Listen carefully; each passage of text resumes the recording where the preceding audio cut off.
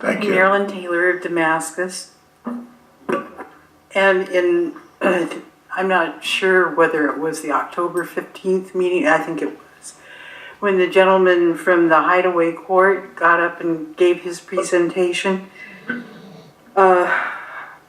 Actually, when this situation came up, it was back in August, and I was reading through the packet, and I saw the problems with Hideaway Court, which really reminded me of our situation. And so I wrote a letter to Greg Baker on August 29th, and I still haven't heard anything.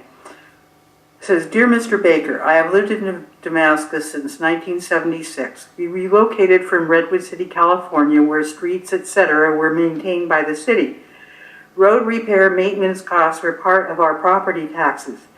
You can imagine our surprise when we found out that street maintenance in our neighborhood was at the labor and expense of the property owners. Why? The county told us and anyone else who asked that while our street was deeded to the county never accepted it for maintenance.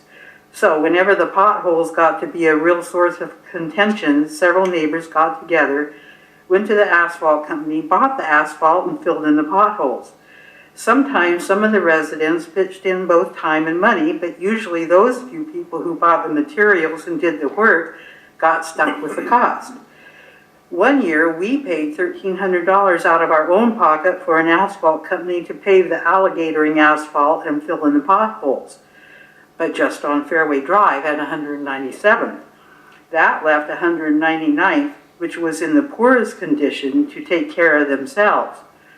Then the good doctor moved into the neighborhood, and for many years he bought the asphalt and filled in the potholes, but only on 197th and Fairway Drive. When I read the staff report on the Southeast Hideaway Court problem, it immediately reminded me of our situation, which is not uncommon in this area. There are, or were, many developments that were not accepted by the county for maintenance and repair. How feasible is it for the average homeowners to finance such an expensive project, let alone get someone who will take responsibility for all facets involved and collect the money to pay for it? If the city can't undertake these projects because of costs and funds, why on earth are we even planning for more development? So we can have more streets in disrepair, more citizens irate because they can't get their roads fixed?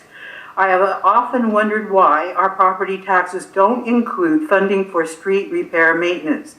Isn't that just as important as libraries? I don't like taxes any more than most, but I think it is time that this issue be brought before the City Council and the voters." Thank you, Marilyn.